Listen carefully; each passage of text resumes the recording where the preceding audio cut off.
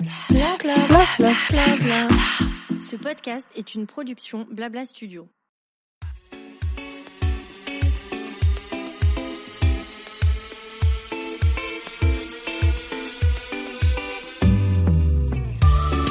Bonjour à toutes et à tous et bienvenue dans mon émission Julia Donoton.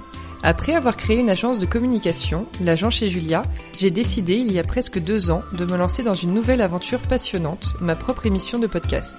J'y reçois des leaders d'opinion et des entrepreneurs, hommes et femmes, issus du milieu du blogging, de la mode, de la beauté, du sport, de la restauration et de l'hôtellerie. Mon ambition, vous proposer des conversations inspirantes et inspirées pour qu'après l'écoute d'un épisode, vous soyez vous aussi ultra motivés pour réaliser vos projets. C'est parti pour une nouvelle conversation sur Julia Donne le ton.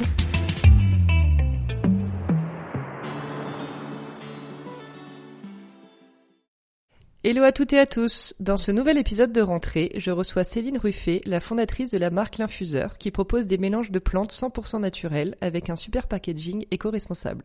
On va parler de ses débuts, son parcours, sa vision d'entrepreneur, ses engagements et ses projets. Hello Céline. Salut Julia. Et merci d'être avec nous. Merci de m'inviter, je suis ravie d'être là. J'aimerais bien pour commencer que tu nous dises quelques mots sur toi. Eh bien, écoute, je suis une entrepreneuse et maman. J'ai décidé d'entreprendre assez tard dans ma vie, voilà, puisque je me suis vraiment mise à m'investir à 100% dans l'infuseur il y a 4 ans. Donc c'est vraiment une 3e partie de vie pour moi, l'entrepreneuriat. Je pensais que c'était pas fait pour moi et tu vois, finalement, je m'épanouis pleinement dans l'entrepreneuriat. Et puis maman de 2 petites filles, donc assez occupée et voilà. Et quelques mots sur l'infuseur. Comment tu décrirais ta marque ? Alors l'infuseur, c'est une marque qui vient de mon goût pour tout ce qui est assez bien-être et healthy. J'aime prendre soin de moi, ce qui est pas toujours le cas, soyons honnêtes. Parfois j'ai quelques questions. Ça m'arrive de boire, ça m'arrive même de fumer, voilà. Mais j'ai toujours eu depuis petite une conscience vraiment assez forte du bien que ça peut faire de bien s'alimenter et de consommer des choses saines. Mmh. Ça me donne le moral aussi. Je pense qu'il y a quelque chose aussi de l'ordre de mon humeur. Voilà, donc ça naît de ce désir-là. Et puis, c'est aussi un petit rêve de petite fille. Tu sais, un peu les tambouilles qu'on fait dans le jardin où on mélange des herbes avec un peu d'eau et puis on met des pétales de fleurs. Et en grandissant, j'ai eu la chance d'avoir accès à des produits plus sophistiqués et j'ai créé des mélanges.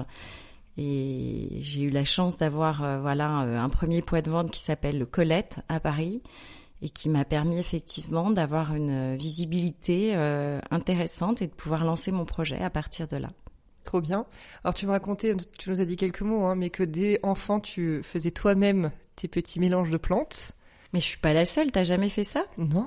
Ah bon ? Ah, je te jure, non.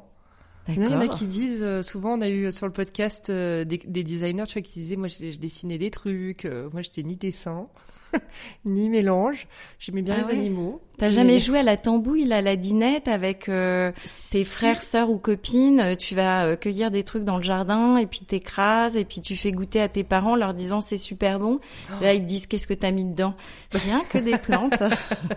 Écoute, là ça me dit rien, mais je demanderai à maman au cas où. Écoute, en tout cas mes filles le font aussi, tu vois, donc je leur transmets peut-être ce goût de la tambouille. Et du coup après, à quel moment en fait pour toi tu t'es dit ok, ce truc là que j'aime bien, donc tu m'as dit que tu en faisais aussi pour tes dîners, que tes amis buvaient tes tisanes, ils disaient c'est dingue ce que tu nous prépares. Et est-ce que ça a commencé avec l'engouement de tes amis, du coup le fait qu'elle elle t'ait un peu poussé à te lancer, ou tu t'es dit parce que t'as fait ça en side project, t'as fait ça à côté de ton alors job exactement. À la base. Quand j'ai commencé l'infuseur, c'était pas mon job, c'était quelque chose que je faisais en plus. Un peu comme il y a des filles qui tricotent, il y a des filles qui ont des passions. Moi, je faisais des mélanges de plantes, mais qui s'inspiraient beaucoup de la cuisine, en fait. C'est-à-dire que tu fais un repas et, en fait, tu prolonges la recette que tu fais parce que tu vas avoir un petit peu de verveine citronnelle et que tu vas mettre quelques zestes de mandarine et un petit morceau de gingembre au fond d'une théière transparente et tu en fais tout d'un coup, finalement, une recette pour terminer ton repas. Donc j'ai toujours eu ce goût-là, mais ça n'a jamais eu vocation à être un métier. C'était quelque chose que j'adorais faire. Et puis Je me retrouve chez Colette parce que j'ai présenté mes mélanges et qu'à l'époque, la personne qui achetait était fan d'infusion. Et un peu comme si je tricotais, que j'avais un pull, en fait, une fois, une pièce unique en vitrine. Ah oui. Okay. Tu n'es pas encore sur des productions, etc. Donc pendant très longtemps, en fait, ça a été un projet parallèle que je développais quand même très sérieusement parce que je suis une fille, voilà, quand je fais quelque chose, je le fais jusqu'au bout et je le fais bien, comme si j'avais eu des vignes et que j'avais sorti mes propres bouteilles de vin pour autant sans que ce soit, tu vois, ma source de revenus, on va dire, principale. Donc j'ai fait ces boîtes, mon rêve était d'être à la grande épicerie de Paris. Et en fait, voilà, j'ai réussi à rentrer à la grande épicerie de Paris. Voilà, tout ça, ça a duré quand même pas mal de temps parce que ça avait pas vocation à me faire vivre, ou en tout cas, je le développais pas en ce sens-là. Donc, ça ne pouvait pas être mon métier.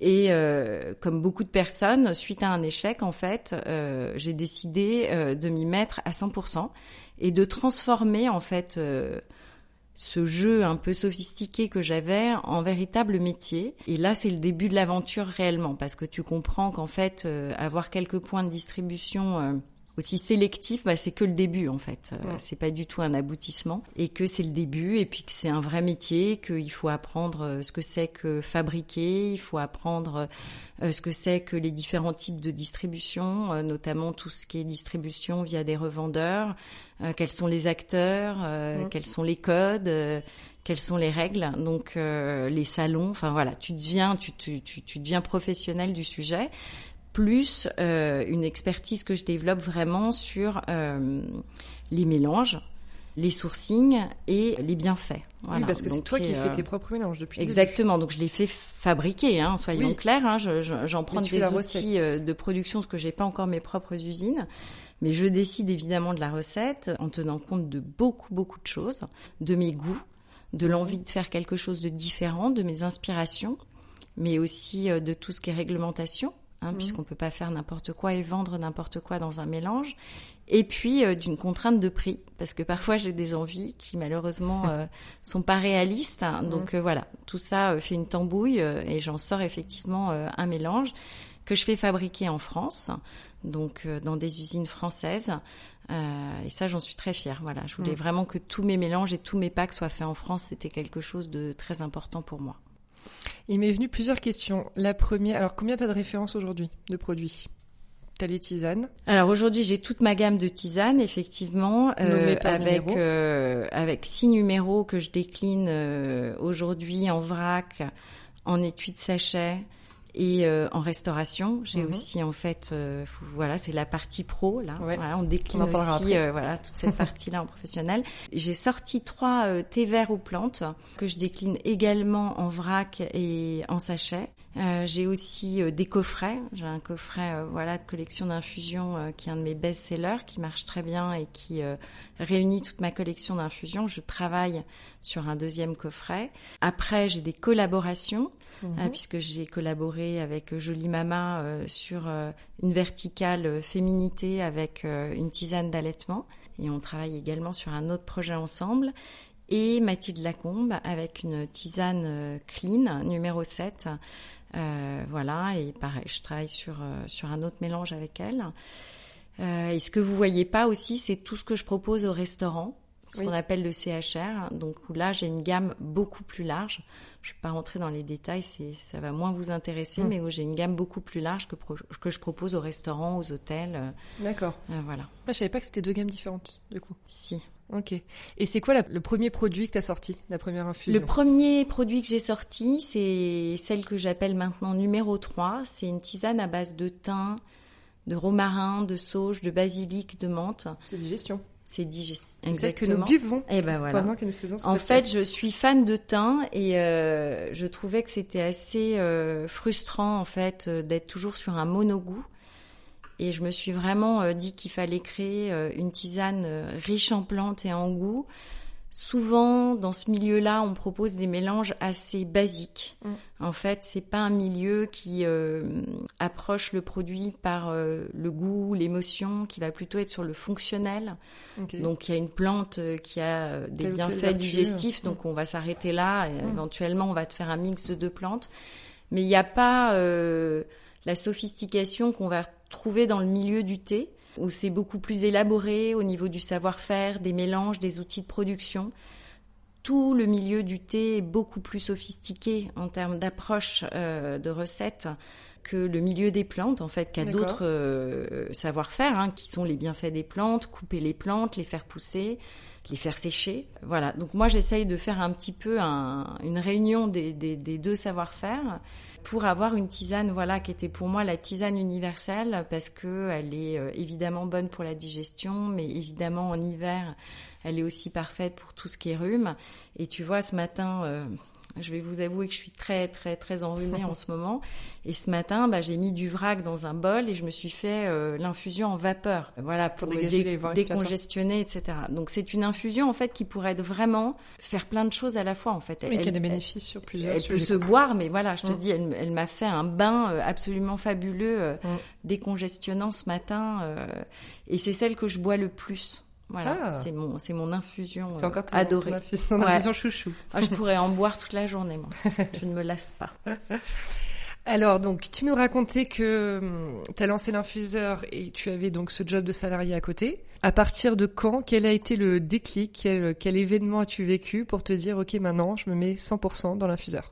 Je m'y consacre. Alors pour être vraiment honnête, ça part d'un échec, un job qui se termine mal, donc je me pose vraiment la question de quelles sont mes envies aujourd'hui, mais qu'est-ce qui serait cohérent en fait avec mes choix de vie. J'avais décidé d'être mère, j'avais 2 enfants, j'avais décidé de partir vivre en banlieue parisienne pour m'éloigner un petit peu de l'agitation parisienne. Donc je pense que l'entrepreneuriat à ce moment-là faisait sens pour gagner en liberté, même si on le sait, moi je suis une grosse bosseuse, donc on travaille beaucoup, mais en tout cas c'est un tempo que je choisis et c'est quelque chose qui est très important pour moi, notamment dans le projet de l'infuseur, c'est cette histoire de tempo en fait. Il y a des moments j'ai envie d'être rapide, il y a des moments j'ai envie d'être lente, il y a des moments je suis créative, il y a des moments je le suis pas.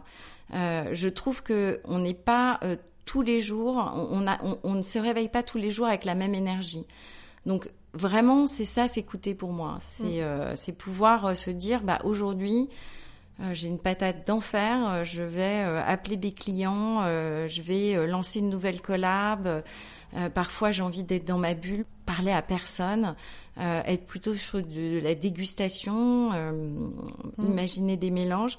J'essaye de m'écouter un minimum plutôt que de me dire le lundi je fais ça, le mardi je fais ça, voilà. Et l'entrepreneuriat peut te permettre, en tout cas à ma taille, cette forme de liberté. Sans compter que j'ai pas d'horaire imposé, donc ça c'est chouette.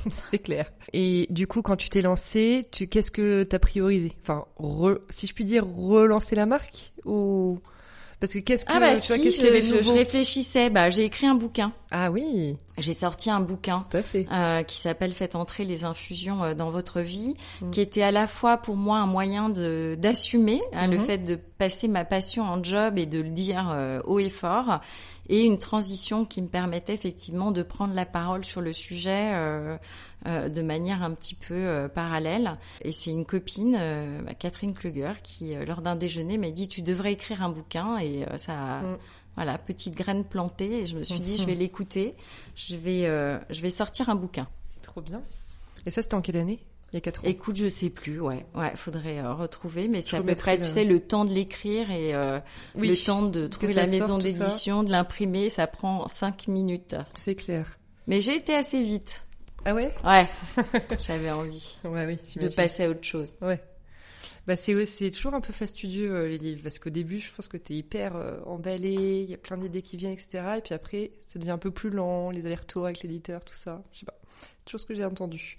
Par rapport à ta stratégie commerciale, donc tu nous parlais de CHR, de B2B. Ouais. Voilà. Alors CHR c'est une partie du B2B. D'accord. Ouais, ça, je connais pas grand-chose, moi. En fait, tu vends soit en direct à tes clients finaux, donc soit par Internet, soit parce que tu es une boutique, soit tu passes par des intermédiaires qui vont revendre aux clients. Donc ça peut être la grande épicerie, ça peut être un concept store, ça peut être un hôtel, ça peut être... Voilà. Ah oui, ok, d'accord. Mais qui revendent forcément au grand public. On est d'accord, c'est pas... Ou en tout cas, oui, ou sous forme de tasses de thé dans un restaurant. Oui, c'est ça, voilà. Mais voilà, tu passes par un intermédiaire. Et voilà, moi, j'ai commencé par le B2B. Et comment était le marché à cette époque ? Alors, quand tu as lancé l'infuseur il y a 4 ans, est-ce que tu avais beaucoup de concurrence ou... Alors, je l'ai lancé il y a plus longtemps qu'il y a 4 ans. 7 ans, 8 ans? Ouais, je crois que les premières fois où je suis allée voir la grande épicerie, il y avait personne sur le marché des infusions un peu haut de gamme. J'étais la seule à proposer, ce qui était un petit peu lunaire, et c'est aussi pour ça que je suis rentrée chez Colette et à la grande épicerie, parce que c'était un projet totalement atypique d'aborder ce projet avec un peu de sophistication, en y mettant de l'émotion, du travail sur la marque plutôt que du fonctionnel. Donc, je pense que j'étais assez pionnière sur le sujet, sans me lancer des fleurs, mais je pense avoir été la première, en tout cas, à attaquer ce sujet c'est pas ce qui me semblait. avec cet angle-là. Oui, parce que on les voit pas, mais je mettrai évidemment tous les liens vers le site, Instagram, etc. Mais c'est quand même des très belles boîtes que tu as créées toi, d'ailleurs, un peu sur mesure, qui changent vraiment de ce qu'on trouve sur le marché aujourd'hui. Alors, les boîtes, je les ai pas totalement créées. Pour être honnête, j'avais une envie de boîte à chapeau que je voyais chez ma grand-mère. Je crois que la rondeur aussi me plaisait. Et puis, j'avais envie d'une boîte en carton parce que je trouvais que c'était beaucoup plus en phase avec la naturalité du produit qu'une boîte en fer. On va dire que je suis partie de ce postulat-là. Après, je suis allée chercher des fabricants spécialistes des boîtes rondes en carton. Donc, il faut savoir que c'est un savoir-faire français, européen, puisque à l'époque, il fallait une qualité de carton en fait suffisamment bonne pour pouvoir le tourner et que d'autres pays n'avaient pas. Donc voilà, j'avais envie, puis j'ai travaillé avec le fabricant sur un modèle, effectivement, qui est un modèle qui est le mien aujourd'hui, et on a mis beaucoup de temps à la mettre au point, pour être honnête. Mais oui. C'est très toi aujourd'hui, c'est très différenciant, je trouve. Donc ça vaut le coup, je trouve. Ouais, il y en a d'autres, des boîtes rondes je suis pas la seule, mais... Non, en tout cas, t'étais la seule quand t'as commencé. Et ça reste un point de différenciation, je trouve, chez l'infuseur. Je sais pas si j'étais la seule, mais en tout cas, sur ce marché-là, dans ces rayons-là, oui. Oui, plus, voilà, très spécifique sur tes produits. Et en termes de communication, alors, par quoi t'as commencé ? J'ai pas trop réfléchi, je vais te dire. Ça, franchement, j'ai pas travaillé le sujet. Tu vois, c'est toujours pareil quand tu bosses pour quelqu'un, tu fais des beaux plans marketing, on te demande des PowerPoint et quand c'est pour toi, en fait, tu fonces. Bah oui, mais il y a tellement de trucs à faire. Tu mets un pied, t'avances à ton rythme comme tu peux. Je sais pas trop comment on a fait. Je saurais pas te répondre parce que je l'ai pas calculé, je l'ai pas vu venir. C'était l'opportunité. Ouais, c'est exactement. C'était des rencontres. Je pense que j'étais passionnée, donc il y avait certainement quelque chose que je dégageais de très fort. Et puis tu portes un projet, donc quand tu portes un projet, t'es super excitée, tu donnes envie, je pense aussi. Donc je pense que voilà, je mettais une énergie en tout cas très très positive et très forte dans le développement de ce projet. Et voilà. Et alors, qui sont tes habitués ou les amis de la marque, comme on dit, celles qui te suivent un peu depuis le début? Moi, je sais pas si je vais citer de nom, mais j'ai des clientes super fidèles, qui sont, je t'avoue, de plus en plus nombreuses. J'ai plus de mal à suivre aujourd'hui, mais ouais, j'en ai qui sont là depuis le départ. Et c'est toi qui tiens toujours le compte Instagram, par exemple? Ouais. Je souris parce que c'est un peu quand je peux, quoi. Ouais, bah oui. Quand je peux, c'est chronophage. Il faut aussi que ton entourage l'accepte, si tu veux. Parce que quand tu t'occupes d'un compte Instagram, les gens peuvent avoir l'impression en fait que t'es pas en train de bosser. Oui, bah oui. Donc faut leur expliquer en fait que c'est quand même une partie de ton taf, même si effectivement c'est plus fun que de faire autre chose. Assez compliqué, il faudrait que j'y mette un peu de stratégie. Pour l'instant, c'est encore je pense que c'est pas totalement mature encore, mais c'est aussi ce qui fait le charme d'une marque incarnée, c'est que derrière t'as vraiment la fondatrice et que voilà, quand je suis en vacances, je poste des photos de mes vacances. C'est la limite et le charme du truc. Bah oui. Voilà. Bien sûr. Et du coup, quelles sont tes missions à toi aujourd'hui? Parce que tu t'es entourée maintenant d'une petite équipe. Alors, mes missions, ça reste toujours le développement produit infusion. Je me fais aider par une fille géniale qui s'appelle Diane sur tout produit un peu connexe. On a des envies. J'ai des envies depuis longtemps. J'étais frustrée de pas pouvoir développer d'autres produits, donc elle va m'aider à faire tout ça. Je m'occupe de toute la partie gestion. C'est-à-dire, je suis liée avec le comptable, je suis liée avec, toute cette partie-là un peu business. Finance. Ouais, toute la partie business me revient. Et puis, en tant que fondatrice, c'est souvent moi qui suis à l'origine des idées encore. J'ai des impulsions, des envies que j'essaye de transmettre. Et des idées un peu... J'essaye de faire les choses différemment. Donc, j'essaye toujours d'avoir une approche un peu différente, quel que soit le sujet, en fait. J'essaye de pas faire comme les autres. Ou en tout cas, ne pas avoir le sentiment, parce qu'on est tous inspirés par... les mêmes sujets, donc à un moment donné, ça se recroise. Mais j'essaye, moi, de pas copier. En tout cas, c'est pas mon envie. Mais est-ce que j'allais te demander par rapport à la concurrence aujourd'hui, est-ce que il y a ce truc de aller regarder ce que font les autres, tu vois, qui peut te faire sentir un peu mal, parce que, ça concerne tout le monde dans n'importe quel domaine, hein, mais tu vois, tu vas juste regarder et tu dis il a fait ça, j'aurais pu faire ça, ou machin, ou vraiment tu restes dans ta lignée à toi et alors concentré. À ce stade de développement de ma boîte, je ne regarde pas. Ça ne m'apporterait pas grand-chose à part de la frustration et une envie de vouloir peut-être m'inspirer des mêmes choses, donc je ne regarde pas.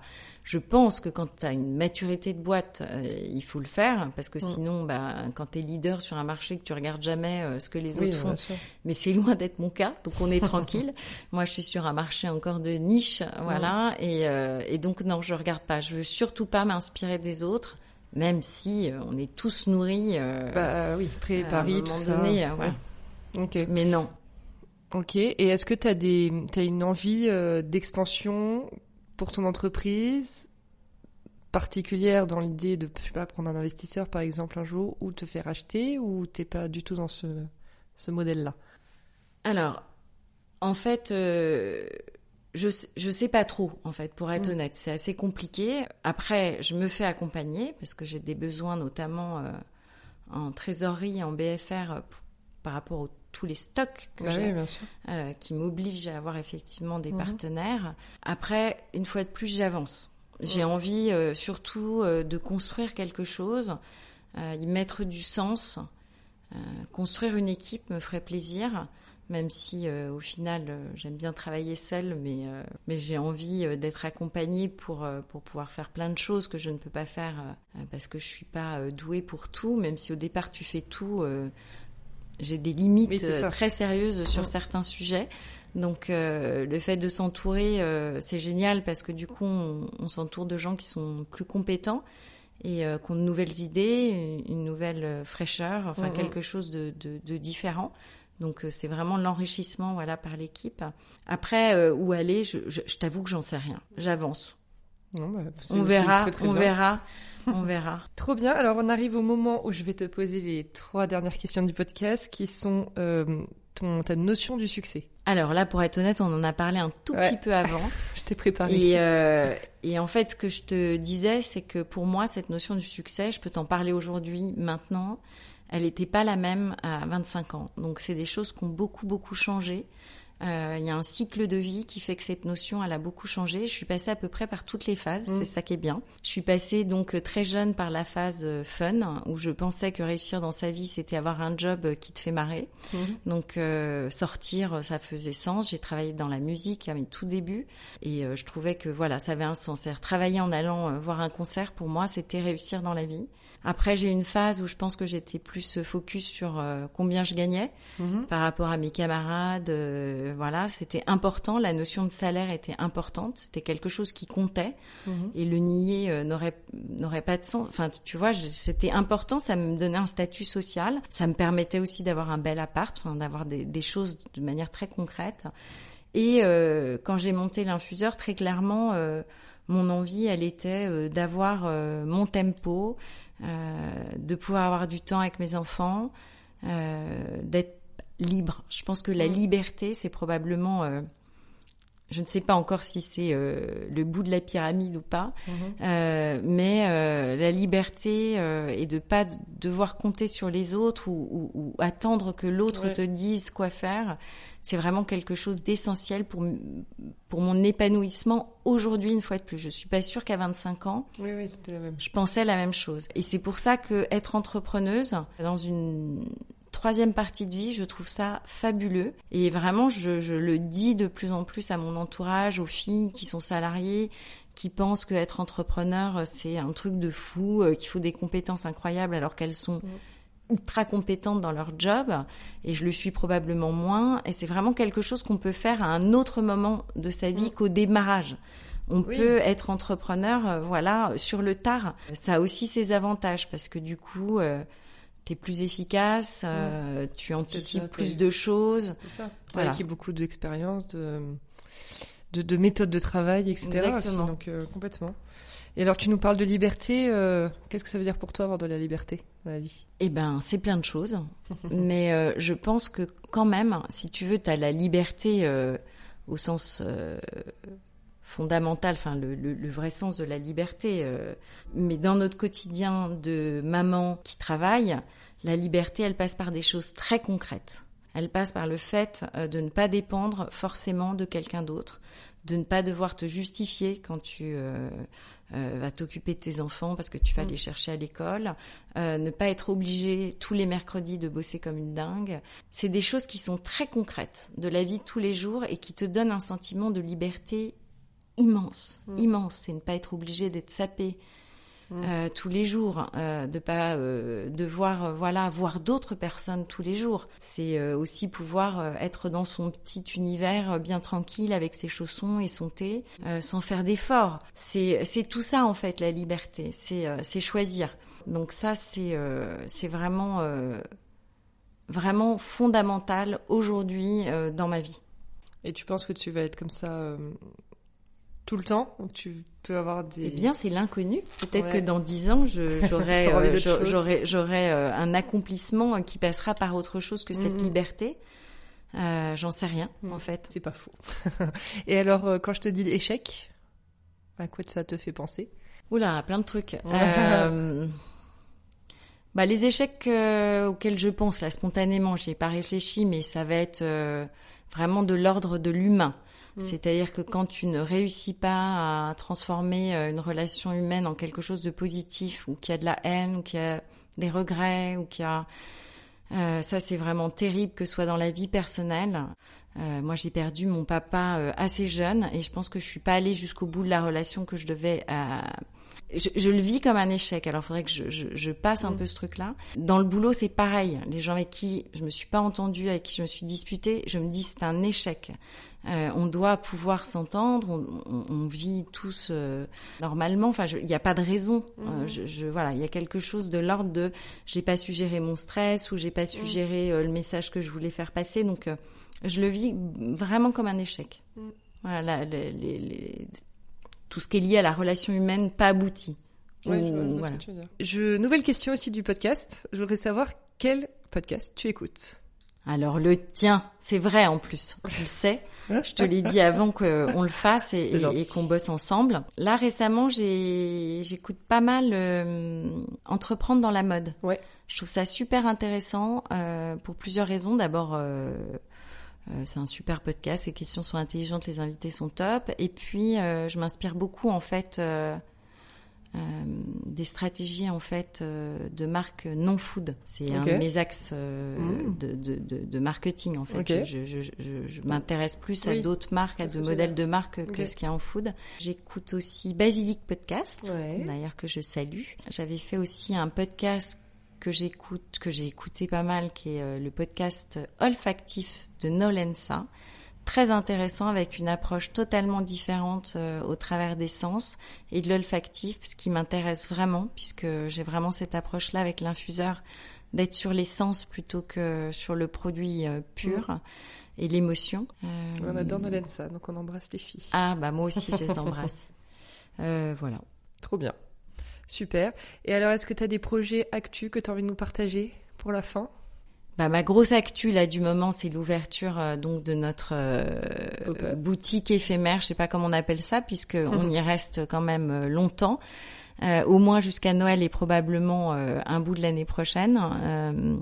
Donc au 26 rue des Batignolles dans le 17e. Donc ça, c'est un gros projet pour nous, puisque c'est la première fois que tu as un espace de vente en direct. Première fois. Après, on a l'e-shop qui marche beaucoup, mais première fois qu'on a un espace physique, j'avais jamais fait de pop-up et là je passe voilà directement à une résidence de quasiment 1 an dans ce lieu-là.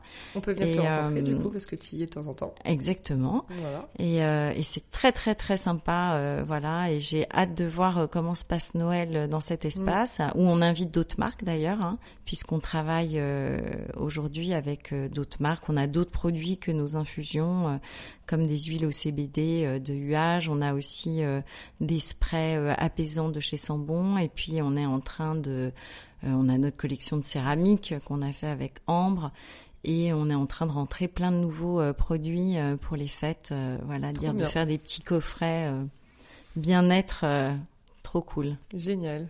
Et un nouveau produit bientôt ? Plusieurs, je te le dirai. On a hâte de savoir.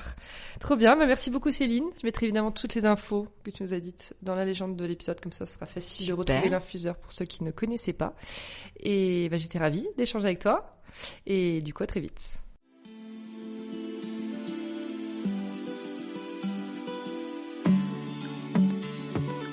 Merci d'avoir écouté l'épisode d'aujourd'hui. N'hésitez pas à me laisser vos commentaires, avis et notes sur les plateformes de diffusion et sur mon compte Instagram, l'agent chez Julia. Je suis toujours ravie de vous lire. À bientôt pour une nouvelle conversation sur Julia donne le ton.